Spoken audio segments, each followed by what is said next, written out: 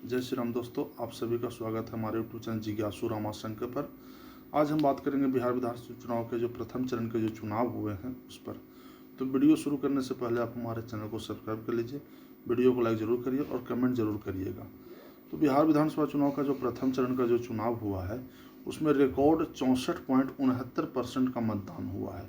यानी अगर लगभग शब्द लगाइएगा तो करीब 65% का मतदान हुआ है, जो यह साबित करता है कि बिहार के लोग अब अपने नेता को चुनने में अब पहले जैसे लोग आलसी नहीं रहे, अब उत्साहपूर्वक अपना मताधिकार का प्रयोग कर रहे हैं। तो इसके क्या मायने हैं और क्यों ये इतना ज़्यादा वोट पड़ा, मैं दोनों बताऊंगा। तो सबसे पहले मायने क्यों है इसे जान लीजिए। क्योंकि अब लोगों को लगता है कि चुनाव एक सिर्फ वोट डालने की प्रक्रिया नहीं रह गया। चुनाव वो चीज़ है कि एक जनता को मौका मिलता है 5 साल बाद अपना एक शासक, उसका नेता कहिए, राजा कहिए, या आप उसे जो कुछ भी कर लीजिए, जो उसका सब कुछ करने वाला हो विकास के लिए, तो उसे एक चुनने का एक मौका मिलता है और वो मौका उसे सिर्फ 5 साल में एक बार मिलता है। तो एक सबसे बड़ा उत्साह है जनता में कि हमें जो 5 साल बाद मौका मिला है उस मौका को हम न छोड़ें। कहा जा रहा है मीडिया के द्वारा कि 2000 तक, यानी सन 2000 तक ही 60% से ऊपर जाकर के वोट पड़े हैं। बाकी जितने भी 2000 के बाद चुनाव हुए हैं बिहार में, किसी भी प्रथम चरण में 60% से ऊपर मतदान नहीं हुए हैं। तो ये सबसे बड़े रीज़न है कि लोगों में अब पहले जैसा आलसीपन भाव नहीं रहा कि अरे वोटिंग का है, चलो कोई मतलब नहीं है, दिया न दिया, छोड़ दिया, या उसके बदले दूसरा दे दिया, ये क्या हुआ, उससे उसे कोई मतलब नहीं रहता था पहले। पर अब लोगों में जागरूकता थोड़ा सा बढ़ा है, इंटरनेट की भी क्रांति है। और अब मैं बताना चाहता हूँ कि क्यों। तो मैं क्यों शब्द जो है ना, ये लोगों को अब प्रेरित कर रहा है जाकर के कि जब मत देना ही है तो किसी अच्छे को मत दें जो मेरे लिए काम करे। यही एक सबसे बड़ा फैक्टर रहा है। और दूसरी बड़ी बात यह है कि छठ के समय में, यानी उसके आसपास का अगर शब्द लगाया जाए, तो ये जाकर के वोटिंग का चुनाव आया था। तो छठ का जो है, बहुत से लोग प्रवासी लोग जो बाहर काम करने के लिए जाते हैं, वो छठ मनाने घर आए हुए थे। अब वे घर आए हुए हैं तो देखे कि अब वोटिंग का दिन भी नज़दीक है, तो अब वोट दे करके ही अपने काम पर जाएंगे। तो ये एक सबसे बड़ा फैक्टर रहा जाकर के इस परसेंटेज को बढ़ाने का।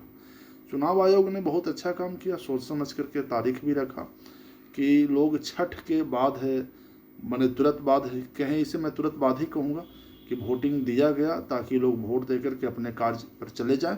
अगर थोड़ा सा भी अगर देर हो जाता, 10 दिन 15 दिन एक्स्ट्रा, तो थोड़ा सा मैं मानता हूँ कि परसेंटेज का उतना बड़ा रुझान नहीं आता, 5% कम होता। मगर सबसे बड़ा मुद्दा रहा जा करके छठ पर्व को लेकर के। और दूसरा, लोगों में जागरूकता। अब पहले जैसे मैं पहले बता रहा हूँ कि पहले जैसे लोग नहीं रहा कि उसके वोटों का सौदा हो जाता था, पता नहीं क्या होता था उसके वोटों के साथ, लोग वोट दे या न दे उससे कोई फर्क ही नहीं पड़ता था। अब फर्क पड़ता है।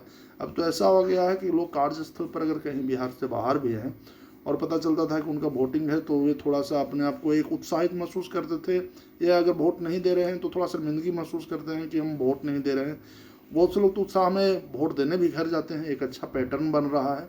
और एक बात का सबूत है कि अब लोकतंत्र जो है कहने भर को नहीं रह गया कि केवल लोकतंत्र है। लोग इसमें हिस्सेदारी सच में ले रहे हैं, अपने मतों का प्रयोग कर रहे हैं।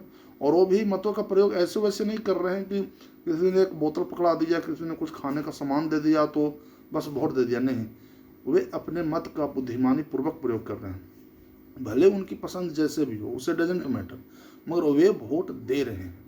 और रही बात जाकर के कि जनता में अब दूसरे चरण के लिए क्या होगा, हो सकता है इससे ज़्यादा परसेंटेज हो या कम, वो तो जैसे इन दूसरे चरण का वोटिंग आएगा मैं फिर इस पर वीडियो बना करके आपको बताऊंगा। और पहले चरण के रुझान से साफ आ गया है कि जनता जागरूक हो चुकी है। और कहा जा रहा है कि एनडीए गठबंधन अब लीड कर रही है। कुछ लोग तो ये दावा कर रहे हैं कि एनडीए गठबंधन इस पहले चरण में ही कम से कम 70 सीटें जीतने की चांसेस है, या इससे ज़्यादा भी। अगर 70 से 80 सीटें अगर पहले चरण में एनडीए अगर जीत जाती है तो उसकी सरकार बनना लगभग तय हो जाएगी। और रही बात जाकर के जनता का रुझान का, तो बना हुआ है। और सबसे बड़ी बात यह है कि जनता अब 14 नवंबर को जो काउंटिंग है उससे पहले ही जाकर के जान चुकी है कि कौन बिहार में मुख्यमंत्री बनने वाला है। अभी तक तो रुझान ऐसा लग रहा है कि नीतीश जी फिर से मुख्यमंत्री ही बनेंगे और उनका चांसेस है कि पूरा कार्यकाल भी पूरा करेंगे। तो मेरा वीडियो अगर आपको अच्छा लगा होगा तो लाइक करिए, कमेंट जरूर करिएगा। धन्यवाद।